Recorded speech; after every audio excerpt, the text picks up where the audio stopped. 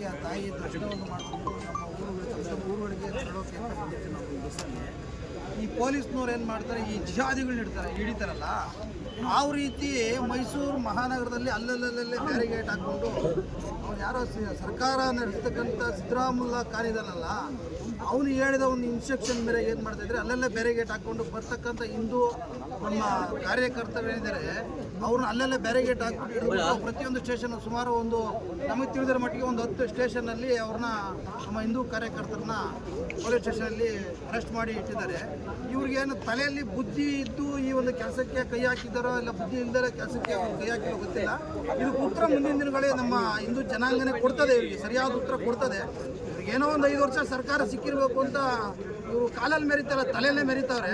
ಆ ತಾಯಿ ಚಾಮುಂಡೇಶ್ವರಿ ತಾಯಿ ಸಿದ್ದರಾಮಯ್ಯನವ್ರಿಗೆ ಮತ್ತು ಅವರ ಸಹಚರರು ಏನೇನು ಈ ಹಿಂದೂ ಕಾರ್ಯಕರ್ತರಿಗೆ ಭಾಳ ದೌರ್ಜನ್ಯ ಎಸೀತಾ ಇದ್ದಾರೋ ಅವ್ರಿಗೆಲ್ಲ ತಾಯಿ ಚಾಮುಂಡೇಶ್ವರಿನೇ ಮುಂದಿನ ದಿನಗಳಿಗೆ ಉತ್ತರವನ್ನು ಕೊಡ್ತಾರೆ ಅಂತ ಒಂದು ಮಾತನ್ನು ಅವ್ರಿಗೆ ಇದನ್ನೇ ನಾನೊಂದು ಸೂಚನೆ ಅನ್ನೋ ಪ್ರಕಾರ ನಮ್ಮ ಒಂದು ಹಿಂದೂ ಜಾಗರಣ ವೇದಿಕೆ ಇದರಲ್ಲಿ ನಾವು ಕೊಡ್ತಾ ಇದ್ದೀವಿ. ಇನ್ನು ಬೇರೆ ಏನು ಹೇಳೋಕ್ಕೆ ಇಷ್ಟ ಇಲ್ಲ, ಯಾಕೆಂದರೆ ಅವ್ರಿಗೆಲ್ಲ ತಿಳಿದಿರೋಂಥ ಮಾಹಿತಿನೇ. ಪಹಲ್ನಾದಲ್ಲಿ ದಾಳಿ ಆಯ್ತಲ್ಲ ಹಿಂದೂಗಳ ಮೇಲೆ, ಅದ್ರ ಬಗ್ಗೆ ಮಾತಾಡೋಕ್ಕೆ ಇವರಿಗೆ ಹಕ್ಕಿಲ್ಲ. ಅದಕ್ಕೆ ಪ್ರತ್ಯುತ್ತರವಾಗಿ ನಮ್ಮವರೇ ಕೊಟ್ಟಿದ್ದಾರೆ. ಏನು ಆಪರೇಷನ್ ಸಿಂಧೂರ್ ಅಂತ ಏನು ಒಂದು ಕಾರ್ಯಕ್ರಮ ನಡೀತೋ ಅದರಲ್ಲಿ ಅದಕ್ಕೆ ಪ್ರತ್ಯುತ್ತರ ನಡೆದೈತೆ. ಇದೇ ರೀತಿ ಮಾಡ್ತಾ ಇದ್ರೆ ಹಿಂದೂಗಳನ್ನ ಇವರು ಎತ್ತಿಕ್ಕ ಅಂತ ಕೆಲಸವನ್ನು ಭಾಳ ನೀಟಾಗಿ ಮಾಡ್ತಾವ್ರಿ. ಇವರು ಹಿಂದೂಗಳನ್ನ ಎತ್ತಿಕ್ಕ ಅಂತ ಕೆಲಸಗಳು ಮಾಡ್ತಾವ್ರೆ. ಮುಸಲ್ಮಾನಕರಿಗೆ ಭಾಳ ಓಲೈಕೆಯನ್ನು ಕೊಡ್ತಾ ಇದ್ದಾರೆ.